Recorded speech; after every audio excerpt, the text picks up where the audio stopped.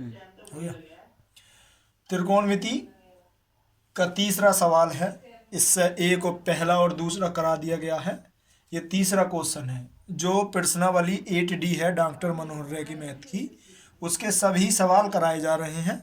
जो भी बच्चा हाई स्कूल का है वो सवाल देखे। सवाल अच्छे और इजी तरीके से हैं। जहाँ तक उम्मीद है कि बोर्ड के पेपरों में यहीं से एक क्वेश्चन उठता है, कोई भी उठे।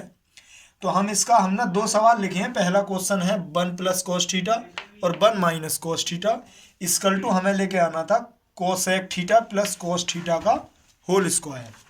दूसरा क्वेश्चन इसका 7वां है, इसी एक्सरसाइज का 8D का 7वां क्वेश्चन है sec theta minus ten theta का होल स्क्वायर बराबर है 1 - sin थीटा और 1 + sin थीटा। इन दोनों में से हम एक सवाल करेंगे, दोनों ही का ही एक मेथड है। अब हमने पहले तीसरा क्वेश्चन लिया सॉल्यूशन में हमने तीसरा क्वेश्चन लिया। तीसरा क्वेश्चन है 1 + cos थीटा और 1 - cos थीटा। इसकी हमने LHS ले ली साफ साफ शब्दों में इस तरीके से। अगर यहाँ पर हम इस क्वेश्चन में क्या देखते हैं, इस क्वेश्चन में ये देखते हैं हम, अगर यहाँ नीचे माइनस का चिन्ह है तो हम इसके विपरीत चिन्ह से गुणा करेंगे और इसका विपरीत चिन्ह जो होगा वो होगा 1 + का cos थीटा और एक होगा 1 - का cos थीटा। उसके बाद अब एक फार्मूला ये देखोगे, एक बिल्कुल सेम है दोनों। जब ये 1 + का cos थीटा होगा तो ये भी 1 + का cos थीटा होगा। ये दोनों सेम है, जब दोनों ये सेम है तो ये हो गया 1 + cos थीटा का होल स्क्वायर अपॉन ये दोनों, तो ये कितना हो गया 1 - cos स्क्वायर थीटा।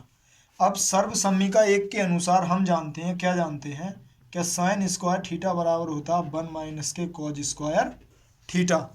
तो sin स्क्वायर थीटा देख सकते हैं 1 - cos स्क्वायर थीटा की जगह, तो ये हो गया 1 + cos थीटा का होल स्क्वायर और अपॉन में आ गया sin स्क्वायर थीटा।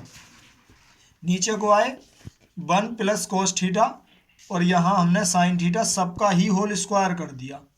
जब हमने सबका होल स्क्वायर कर दिया, इसकी भी 2 घात इसकी भी दोनों की घात कर दी, अब हमने इसका अपॉन कर दिया अलग अलग। 1 / sin theta plus cos theta upon sin theta का होल स्क्वायर।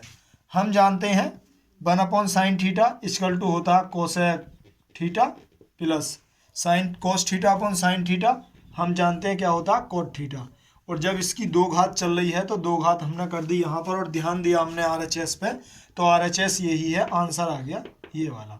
अब हमें देखना ये वाला क्वेश्चन, कोई भी क्वेश्चन है या तो LHS से हल करो या RHS से हल करो। हम इसकी RHS लेंगे और RHS लेके यहाँ प्लस का चिन्ह है उसके विपरीत चिन्ह से गुणा करेंगे और सेम अपने आप ही क्वेश्चन हल हो गए, ये आ जाएगा। कैलकुलेशन पे ध्यान दें। यदि कोई दिक्कत होती है तो कमेंट करें। धन्यवाद।